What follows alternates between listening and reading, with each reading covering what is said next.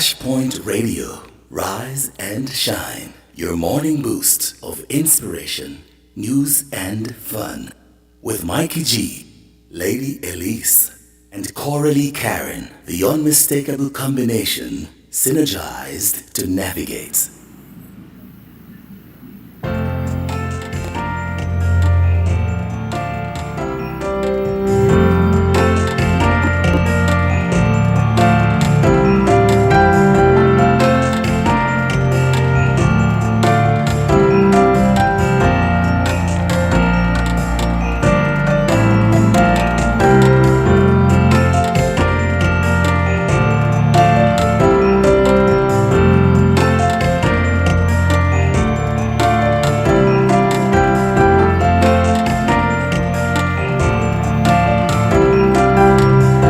Good morning, good morning. Welcome to the breakfast hour.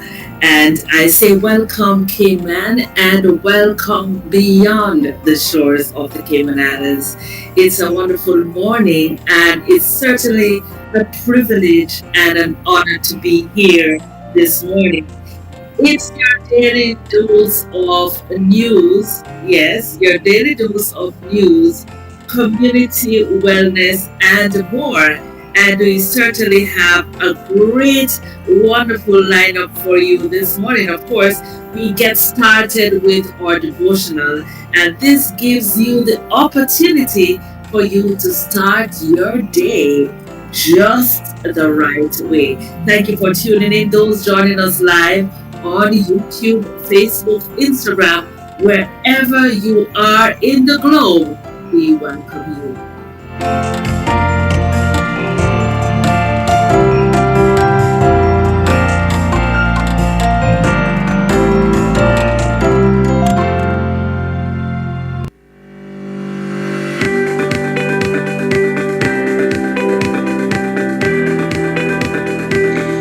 When you need ultrasound that's safe and effective, you must visit Asai Ultrasound Imaging. They're conveniently located at number 4 Chestnut Center, Smith Road, Georgetown, Cayman Islands.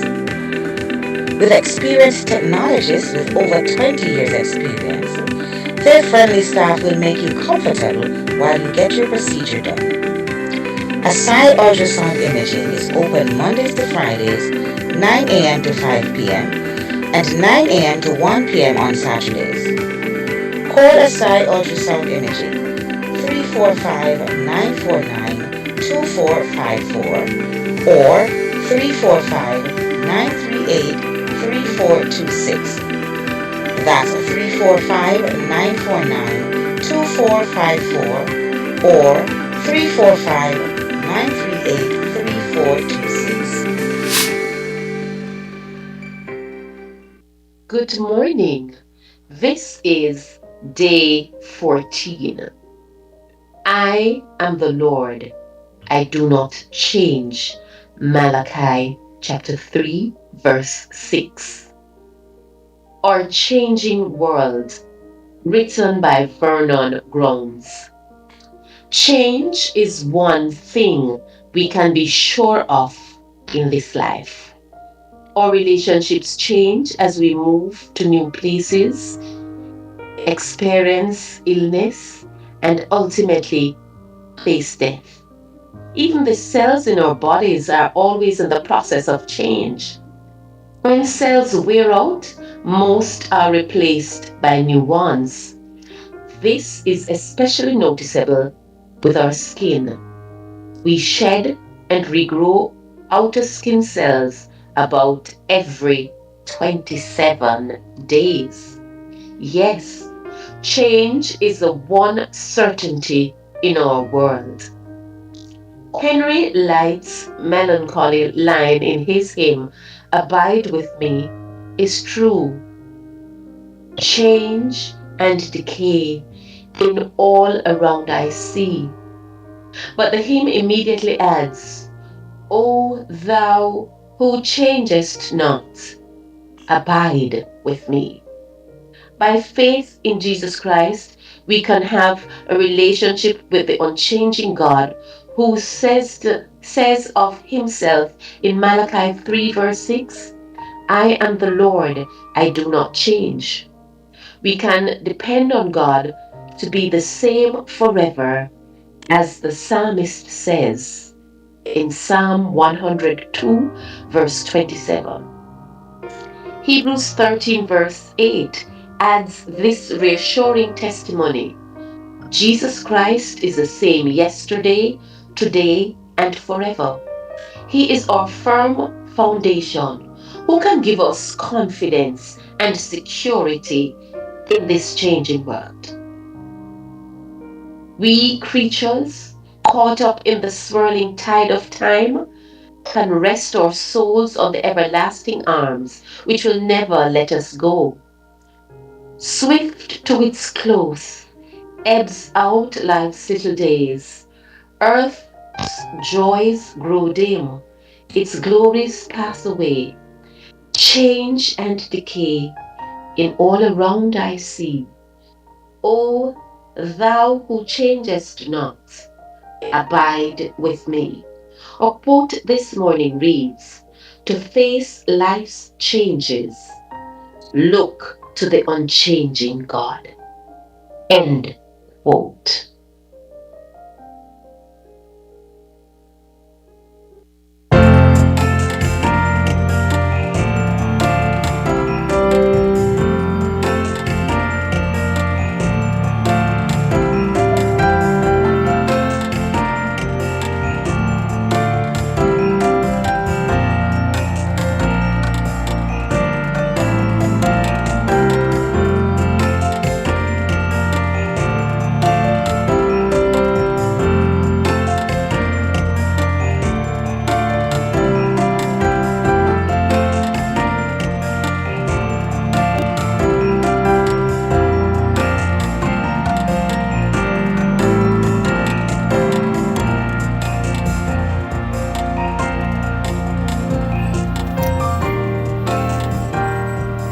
We want to thank Susan for that lovely reminder. And we have been told before the only thing constant in life is change. And so at Flashpoint, we are quite cognizant of this fact. Now, there's a lot of things I have to share with you, and I'm just going to just highlight them for a moment. Number one, of course, our Family Feud game night is coming up, and things are warming up on our side as we make plans to make it the most amazing family. We are renaming it, but of course, we are going to capture local information and certainly have a night of fun happening right here. And don't be left out. Yes, we are appealing to the global community. If you are anywhere in this world, you can join us and we will share that information as to how you can be a part of this amazing launch of our Family Feud, Family Survey, Flash Feud. We are going to name it soon. And so you must be a part of that very exciting event. May 31, right here, 8 p.m. Of course, Flash Talks continue, and I hear the conversation is going to be about here. I can't wait to hear more about the here this Thursday. You gotta be a part of that conversation, 7 p.m. But today is Wellness Wednesday, and we are keeping it real. We want to take care of our well-being, and of course, Dr. K will be coming up, and she has a lot of information to share with us today on Wellness Wednesday.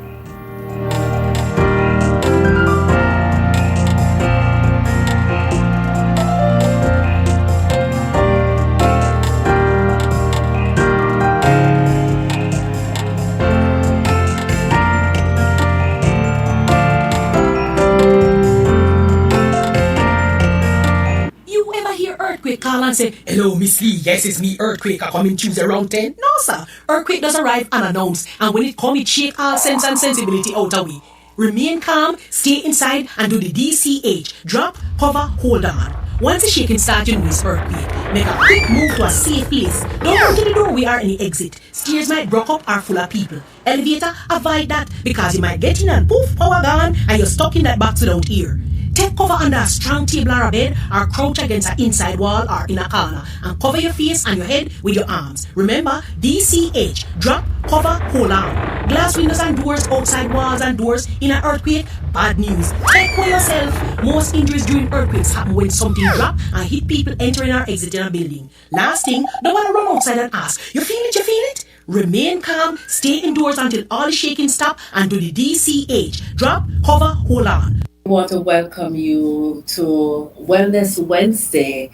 And of course, as usual, we have Dr. K. Dr. K is an experienced physician with many years of experience in the medical field. And of course, she has a lot to share with us today. I'm not sure what she's going to be discussing with us, but certainly we are happy that she has chosen to join us today on the Breakfast Hour. I want to say welcome to the Breakfast Hour, Dr. K.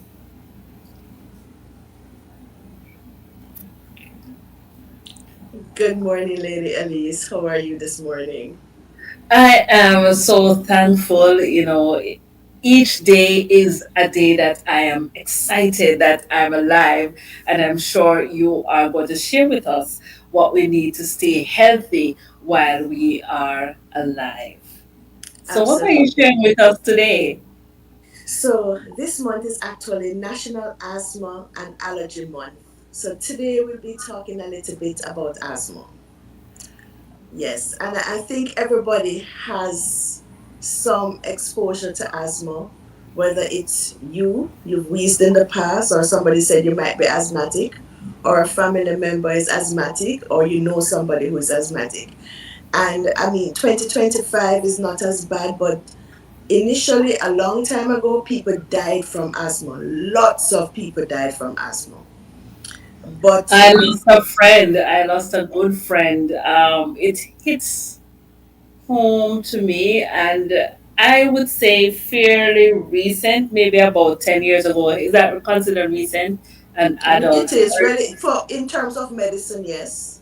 Yes, very promising young man. And of course, that certainly hit home. Asthma is nothing to play around with. So, share with us what you have to share regarding this life threatening illness. And it's unfortunate because asthma is a reversible disease. And when I say reversible, yes, the airway. So basically, it's an airway disorder where there is narrowing of the airway, and then with the narrowing, you have mucus plugs. And that's a problem with asthma because the airway react to whatever it's reacting to. It becomes narrow, so it would normally be open like this. With asthma, it closes down, becomes narrow. And with the narrowing, there is mucus plug in it. So that's the pathophysiology of asthma.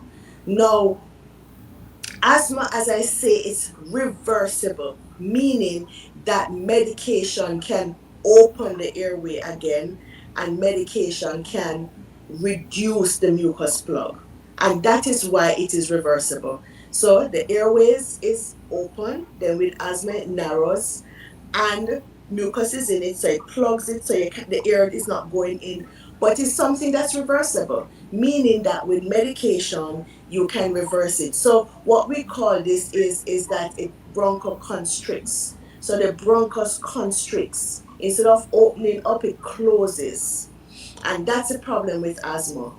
But it's reversible. Well, Asthma can be controlled. This is 2025. People do not need to die from asthma. and I noticed I have had individuals who said they had childhood asthma, and as they grew older, they don't have any episodes of asthma anymore. Do you find that that is a common scenario?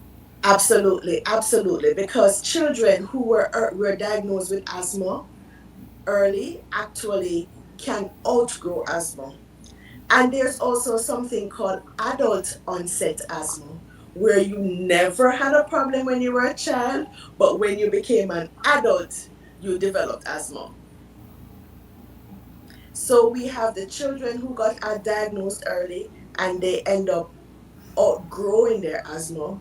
And then there's also that subset who were never asthmatic and when they became an adult, they become asthmatic. Now, asthma is more common in females and it's more common in black people. And I'm not sure exactly why is it, but the fact is that there are a number of triggers for asthma. Or let me say, those who are predisposed, we said females, we said black. If you have a family history of asthma, then you're more predisposed to asthma. Now, asthma can be induced by exercise. There's exercise induced asthma. There is environmental induced asthma. So, for example, people who work in polluted areas and even Which is all sometimes of us. you're right about that, that's all of us, so we all can wheeze. Yes. But people who are exposed to like smoking, secondhand smoking, not just people who smoke cigarette and tobacco, but also, I mean, vaping is something that people are using a lot now. Very And popular. Yes. yes, and these irritants can actually cause the airways to constrict. The other thing that can induce asthma is occupation. There are people who are exposed to, for example, dusty environment, bakers who are exposed to flour and other things. Dust can actually trigger asthma. And so there are triggers. Your bed mites, bed dust. These are things that trigger asthma. Even, it's amazing. I remember when all my boys are asthmatic. Sorry, bad genes, not me. And I didn't get it from me, but genetically predisposed. And my my middle child started wheezing the youngest. He was like about 2 months. And I think the day we were in the backyard and they were cutting the lawn, and I'm thinking that's probably what triggered his bronchospasm because I found him in the night unable to breathe. Wow. And That's scary. not really for me, it just sent me into physician mode. I was on maternity leave, but so my eldest was already asthmatic, so I had to just get the puff and I just treated him until morning when I woke up, and I thought the pediatrician was up and he was ready for the day. I called him and told him what was happening. And the first thing he said, you need to come in, but you need to bring clothes. We're going to admit this child. And of course, when he saw him, he said, what did you do? I said, treat him. He's an asthmatic. I'm not going to bring him in. And he said, okay, go home. But the fact is that I remember my children were, when they were younger, I remember buying birds. And do you know that birds shed a lot? Wow. Oh, a So, lot. I a thought it lot. was only cats. Oh, cats. So these are other things that can trigger your asthma. So if you're allergic to like the hairs of your, and also the skin, they shed their skin. Birds shed their skin. They shed. I had the two birds and I had them in the house. And when I looked at the on the ground, I was like, these children will definitely get an asthma attack from these birds. I actually had to move the birds in another location. But dogs, cats, birds, these are things that shed, and as a result of that, if your children are exposed to it, it can actually trigger their asthma. Now, what are the symptoms of asthma? So children tend to cough, they Right. wheeze, they get chest tightness, they get shortness of breath. But the thing about you, remember, not all of these happen at the same time. So your child might just be coughing, coughing, coughing, coughing, coughing, or they might have shortness of breath, or they might just hold the chest and say the chest tight. I mean, my eldest son used to do like this. And I said, what happened to you? Anytime I see him doing like that, I realize he's having chest tightness. He never used to say, he's just hitting his chest. And I'm like, why are you hitting your chest like that? And I realized that whenever he feels like his chest is getting tight, that's what he did. But it's something that we have to be aware. When my children used to get asthma, they used to say, Mom, is the house dirty? Do you need to dust? Because It's it once you have children or even adults or anybody in your family who's asthmatic, you need to make sure you have an environment that will protect them. So you try not to use a lot of what you call rugs. You can use rugs that you can wash. You try to stay away from carpeted environment because of the trapping of the dust.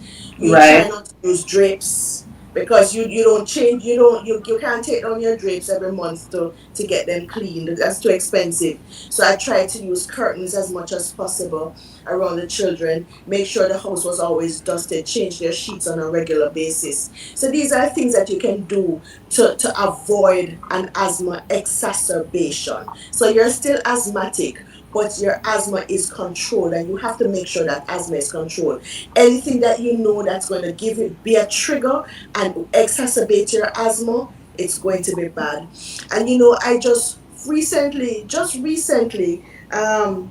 a friend of mine told me about this child who was at school, and I don't know. I think it's a real thing that happened. I'm not sure how long ago, but the child, and it was in the U.S. too, because the child was the mommy gave the child an asthma pump, and the teacher took the asthma pump from the child and brought it to the office and locked it in the office. So the child went home and told mommy that because apparently she was having a little bit of flare, having some asthma attacks. So mommy gave her the pump and say, if you're having anything, just use the pump. The next day, the mother hid another pump in the child's bag.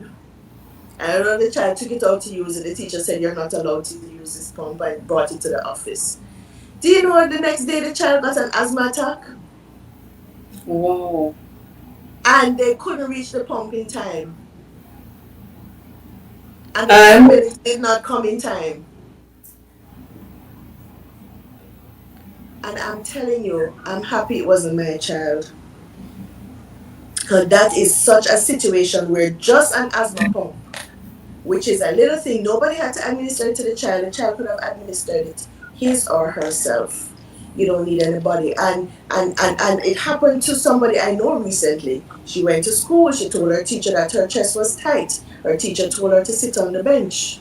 so is it that there is not enough information? Because I believe asthma is one of the more popular, common issues that especially children have to deal with, and also have to learn for themselves at an early age how to manage it, how to take their puff, how to know when the symptoms are coming on. So it's unfortunate, and that's just, the word is not strong enough, but it's so sad that something like that could Happened. That is true. And it happened with another friend of mine, and this was probably a year or two ago.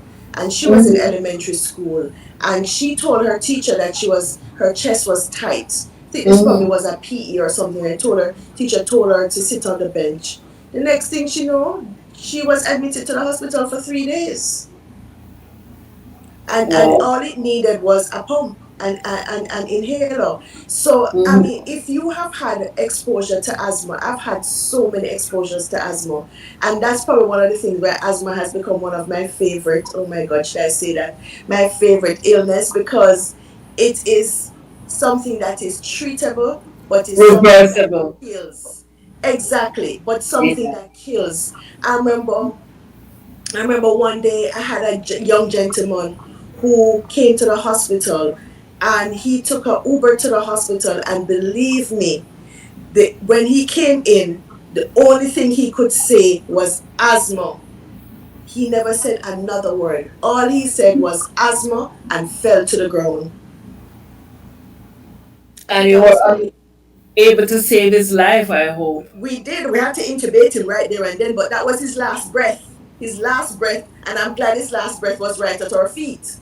So at the end of the day, we were able to intubate him, admit him to ICU. And then there was another lady who, every time I saw her, I would get an arrhythmia, because she was the asthmatic who was always in ICU, and she'd been nebulizing herself in her car to the hospital. And that's how bad she was. So when she came in, I was like, guys, we need to throw the book at this woman. You need to give her everything that is in the textbook. Every drug one time. Just set up a drip on her, start that, give her the steroid, give her the bronchodilator, give her theophylline, give her everything, aminophylline, give her the whole works. Just start, just start, just start. Back to back treatment, and hopefully she doesn't get admitted to ICU. And if she's still wheezing, straight to ICU. You know, But Dr. K, as you speak, I remember it's so terrifying um, not being able to breathe and feeling just trying to suck in as much air as you can. But there are persons who I know, adults, that struggle. It seems that they're not totally, they manage it, but even in their breathing, um, not an active attack, but a constant thing that seems that they struggle in the background with. So the way they speak, the way they breathe, you know that they're struggling with asthma. What can these individuals do to, so to manage the process to prevent a situation that can take their life? so usually those persons are having persistent bronchospasm. So Mm-hmm. what they need to do is they need to be on maintenance therapy. Maintenance meaning that they're on the bronchodilators, whether it's going to be smooth muscle Mm-hmm. um, um, um, medications, or they're going to be just use a beta 2 agonist. Mm-hmm. That's going to help to open the airway, but they need Yeah. to be on what they need to be on is something that's going to help them chronically, because their asthma is so bad, even though they're not wheezing, but they're basically their airway is in a state of bronchospasm, and you can hear it when they breathe, you can hear it when they speak, you can just see the discomfort a lot of times in them. So these persons need to be on maintenance therapy. um, what we try to do is the steroid is usually short term. You give a Right. dose of that is just for the mucus plugs, for the inflammation. But in Mm-hmm. terms of the bronchodilators, they need to be on maintenance for that. And what it is long acting until they actually become control. And they might be on it for a long time. So they might be on medication that will help them to avoid a flare up, and also to help the bronchodilators. But these persons need to know what their triggers are. They Yes. need to Yes. know what their triggers are. So remember, I can run a marathon and I'm asthmatic, and that's fine for me. But you probably can't skip 10 skips, or you Oh. can't walk a mile because, or walk half a mile, because that induces your asthma. So your heart rate and your exercise, or I could be around my dog and nothing happens to me because that's not what triggers my asthma. You come Mm-hmm. around a dog and you're basically can't breathe. So it all depends. Everybody needs to know their triggers, and we know what the common or the common triggers are. But is that a trigger in you? You need to know what your triggers are and try to avoid it as much as possible. So if you know that it's gonna be pets, you know if it's gonna be your housemates and your dust, and if you're going to be Get exercise a on fish instead your of a bird. say that again. Get a fish instead of a bird. Correct.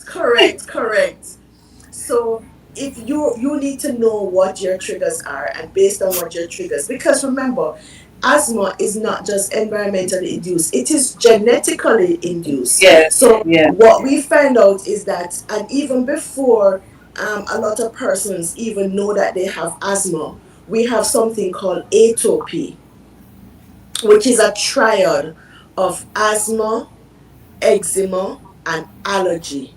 Ah. So usually people who are asthmatic tend to have allergies and tend to have eczema. So sometimes even before you diagnose them with asthma, they have eczema. So they have the skin condition. So it's all a triad of intertwined conditions that are linked. So you might have one or the other, or you might just have three. So these children Oh, tend to have, right. So you'll find out that people who have eczema tend to be at risk for wheezing. But the other thing that happens is that, why do asthmatics tend to wheeze mostly at nights? Have they ever said it to you? But it's is it true. the decrease in temperature? That's correct. It's decreasing temperature plus your lung compliance tend to relax in the night as you lie. Ah, So because you're going off to sleep, so you remember you're working every day. Remember, in the nights everything rests. That's why you're not supposed to eat before you go to bed. You're supposed to give your stomach a chance to rest. And yes. and and, and all of these are happening. So you give your body a chance to repair itself and go through a period of resting. So you don't want your stomach to be working, blood being diverted to your stomach to be digesting stuff and all that work going on. You need to have a period of rest, and the fasting is a good time at nights to go. I know that Mikey G always says that he doesn't want to go to his bed on an empty stomach, but But it's not I remember healthy. he said something about not going to Yes. bed, dying with an empty stomach or something. But yes, it's not a bad thing to go to bed in an empty stomach. But these things happen at nights, and it's unfortunate that people are still dying from asthma. It's very, very Really unfortunate unfortunate. And because Dr. K, I need to ask you this question as you um, transition to the adulthood, because I have been told that breastfeeding, breast milk, actually helps in um, decreasing the risk. I don't know if that's a fable of infants, and neonates developing it's true. asthma. It's Is true. that okay? Absolutely. Breastfeeding, because what you're passing to your baby is your antibodies and all of these, your IgE, which is increased, which is something that you get when there's asthma. So you're passing a lot of these immunoglobulins and passing a lot of these Right. healthy antigen, or sorry, not antigen, antibodies and immune complexes that will help your child to ward off, because the earlier your child ward off these allergens and these illnesses, the better it is for your child. So breastfed babies tend to be better, and not to mention the fact that the milk itself can actually trigger allergies in your child. So breastfeeding or breastfed children or breast milk is supposed to be the healthiest and Mm-hmm. the best feed, or the best nutrition for babies. For babies. And can I say something that I was listening? I think I was watching it on the television, that they were actually talking about colostrum. Do you know what colostrum is? Yes, the first milk, The the first pre-milk. milk, right? Yes, The that first milk, or before. the first excretion from the breast, which Yes, contains a lot of antibodies and immune complexes that will help the child. But I was hearing it and I need to read it. I heard it last night and I said I was going to read up on it, but I didn't. They're actually now producing colostrum to give to adults, really. but not from babies. They're getting it from, no, but they're getting it from the cows. They're taking the colostrum from the animals and they're actually making it into a powder and giving it to adults in order for them to um, for what you call it now, for building your immune system and for making you healthier. I have to delve into that a little bit more, but I saw that and I'm like, so what do the baby cows, the calves get? Forget. Don't they need to build up their immune system too? Why are we taking the thing again from them? And they were saying that even people who have dairy allergy and lactose intolerance, Yes. the colostrum that they're actually producing would not affect them adversely. So it's amazing that we always had it in adults and we never use it. Some people don't use it. Yes. Some people don't think they should breastfeed, and some babies never get it. But they're actually now realizing that it's such a powerful tool that they're Mm-hmm. actually using it for the babies. So, as we talk about asthma, it's unfortunate. I mean, as I always, I'm going to say again, it's unfortunate that people die from asthma, but it's just what it is. And we're going to be talking about the different modes of treatment for asthma. So, asthma, yeah, and it's a good thing to drink water too. If you're asthmatic, drink a lot of water. Hydrate. It's always good to hydrate, people. Do not hydrate when you feel thirsty. You hydrate all Hydrate the time. before. When you Okay. are feeling thirsty, your brain is already decreasing water, sending signal to your mouth and to your intestines to say, drink, drink, drink, drink, drink. I need more water. Start absorbing water. We need to sip water throughout the day. And so there are a number of things that we can do. As I talked about preventing asthma, um, asthma cannot be cured. Asthma, well, basically, let me just say it's not, we're not curing asthma. Let's put it that way. It can be treatable, and sometimes you have Yes. to live with asthma for the rest of your life. It is something that I'm not sure if you can say we're going to cure asthma because I don't think it's curable, but it's controllable. Children outgrow it, and they might outgrow it for years, and then all of a sudden when they Recover. become adults again, it happens again. So I would not say, oh, because you have not had an attack in 5 6 7 years, it means that you're never going to have an attack. Because if you're exposed to any triggers, it will happen. It will happen. Some people only have asthma attack once a year, some people have it very regularly. But the thing about it is that asthma is something that we can control, and we try our best to control it.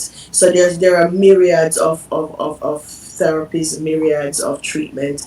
I remember long time ago, before they actually had the inhalers, when people got an asthma attack, you remember they used to give them an injection No, I remember they used to put this thing in their pillows. in your pillow for what? I don't even remember the name of it, but somebody I had Nutmeg. that they used to put something because my son was also asthmatic. So And yes. they put something. Okay, so historically, before they had bronchodilators, when you go to the and they used to give you epinephrine. Okay. That was a shot. You used to get epinephrine, and epinephrine would open your airway. It is still used if it's really, really bad now, because I mean, and epinephrine is used for an anaphylactic shock and other things like that. But with the advent of so many different things, so you can use the bronchodilators, which is the Ventolin, Atrovent, the Ventolin, um, or those beta 2 agonists. Then there is the you have the steroids that you can use. You can Mm-hmm. use the Atrovent, which is the smooth muscle um, relaxer. Then there is a whole lot of other things. Theophylline is another thing that they can use. Theophylline is found in green tea. It's isolated from green tea. It's a stimulant. That's something that can be used to help with asthma. And then there's also magnesium that we use that can help with asthma. So there's so many different drugs that we can use for asthma. Then the steroid, again, as I told you, the prednisone or the methylprednisone or whatever you're going to be taking, that is for the inflammation. But the thing to do, we don't want to be going to the hospital or running to your doctor every time. We want to be able to be controlled. And the thing Manage. about it is that we need education even then as how to use our inhalers. I've seen so many people just put it in the mouth and swallow it. You need to go in the airway. Yeah, but if they put it in the mouth, it's gonna just go. back out through their nose or into their swallow down into the stomach. So they need to be able to be taught how to use it. And then it's so easy, even if you can't use it and you can't press, especially with a child or an adult, there's a spacer.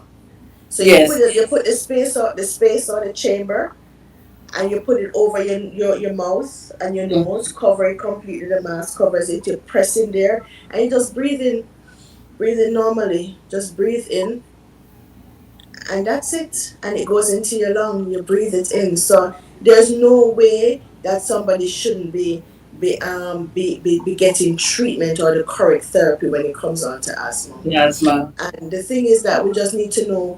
And the worst part about it, the worst asthmatic now can actually become irreversible, because asthma can lead to, there's a subset of patients who asthma lead to COPD, which is chronic obstructive pulmonary disorder. And Okay. in that case, it becomes irreversible. But that's only a small subset of persons. Most persons, asthma is reversible. And I hope that just talking about this will be more aware, will be more, what should I say, sympathetic to those persons who have asthma, and be able to educate your family members, your friends, or even yourself who has asthma, in terms of And getting be control of helpful this to disorder. be helpful to persons, because before you go, Dr. K, because I know you're wrapping up. Over the last couple of years, we have had to deal with COVID-19 and Mm. chest and coughs and colds. Is there a correlation, or can a scenario such as COVID lead to asthma or exacerbate? Uh, Absolutely, it can yeah. actually kill you, because with the COVID-19 virus, it can actually worsen the bronchospasm quickly, quickly, to the point of you desaturating, because remember with COVID, it attacks the airway, so you can desaturate to the point that you actually, your oxygen saturation falls so low that you can become comatose, and yes, you can die. So it's COVID-19, and we realize that a lot of people, remember, asthma was one of those conditions that was one of those things that if you had asthma, it puts you Yeah, greater higher at risk. risk. You're right, your risk increases for death if you were exposed to COVID-19, or even diagnosed with COVID-19. Both of them occurring together increase your risk of death. And that's what, you remember we said, diabetes, anything that reduces your, impairs your immune system, and anything that impacts your airway with COVID-19 puts you at risk for death, increase your risk for death, or even increase comorbidities and more comorbidities and mortality. Yes, morbidity and mortality. Mortality. So, yeah, both morbidity, which is the illness, and mortality, which is the death. So, Wow. what we need to do is that we need to realize that it's something that we can treat, we have to live with it for the rest of our lives, but it's not something we need to be afraid of. Or you're diagnosed with asthma and they start, because a lot of parents, when you tell your child that they're asthmatic, they're thinking that, oh my God, I'm getting a death sentence, my child is going to stop breathing, my child is going to die. But But that's they not can true. be managed.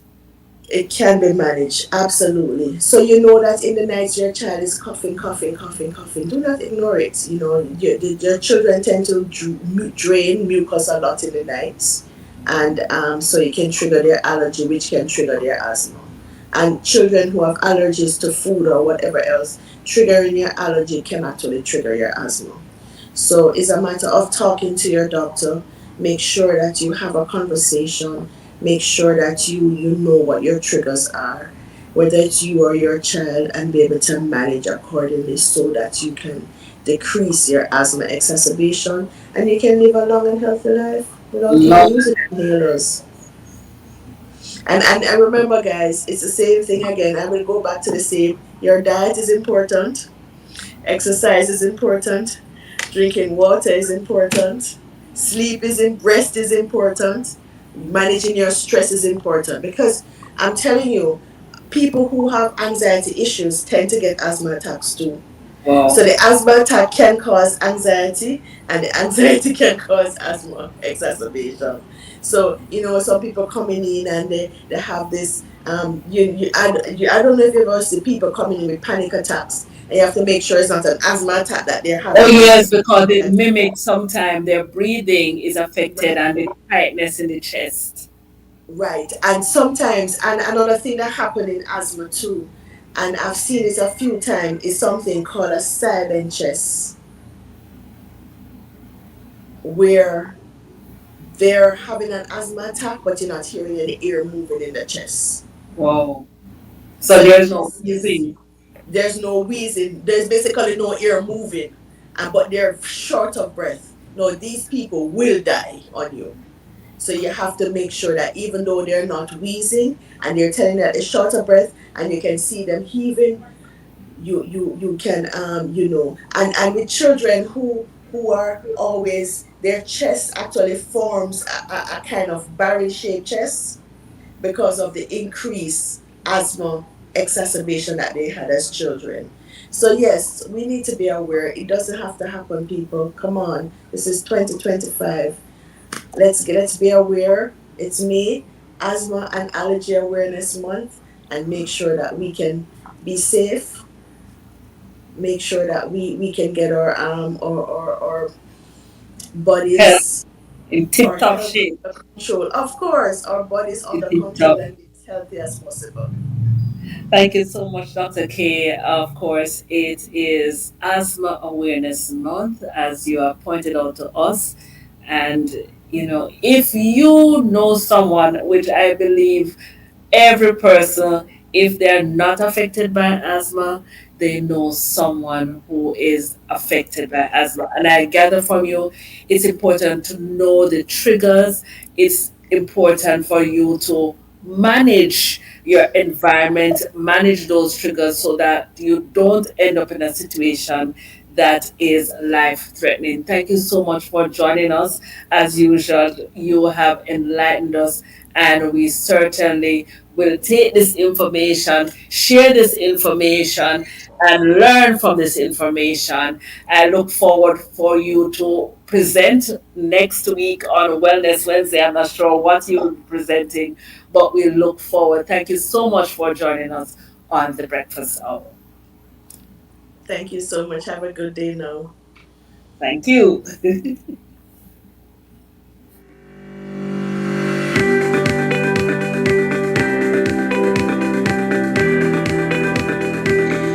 When you need ultrasound that's safe and effective, you must visit Asai Ultrasound Imaging. They're conveniently located at number 4 Chestnut Center, Smith Road, Georgetown, Cayman Islands. With experienced technologists with over 20 years experience, their friendly staff will make you comfortable while you get your procedure done. Asai Ultrasound Imaging is open Mondays to Fridays, 9 a.m. to 5 p.m. and 9 a.m. to 1 p.m. on Saturdays. Call Asai Ultrasound Imaging 345-949-2454 or 345-938-3426. That's 345-949-2454 or 345-938-3426. I'm Audley Scott, and you're listening to Flashpoint Radio. Rise and shine. Your morning boost of inspiration, news, and fun. With Mikey G, Lady Elise, and Coralie Karen, the unmistakable combination, synergized to navigate.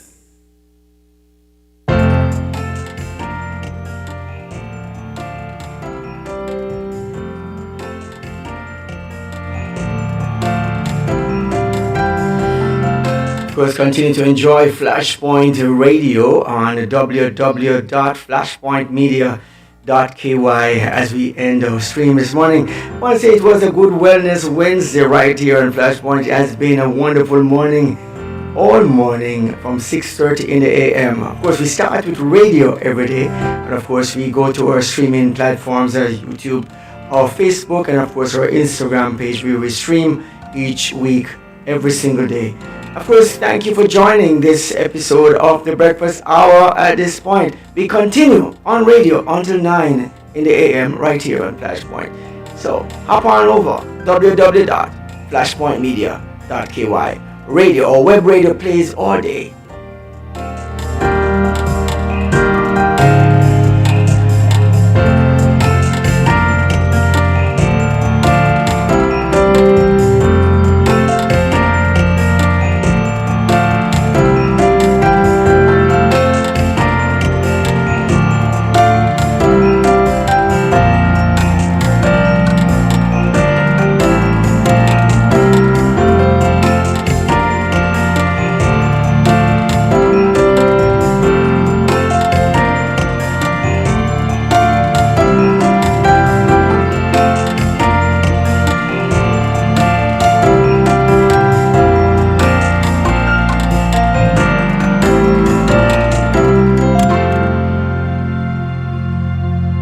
Corinthians 2:9 and 10. No eye has seen, no ear has heard, no mind has conceived what God has prepared for those who love Him. But God has revealed it to us by His Spirit. You're locked into the station that helps you tap into those incredible things that God is preparing for you.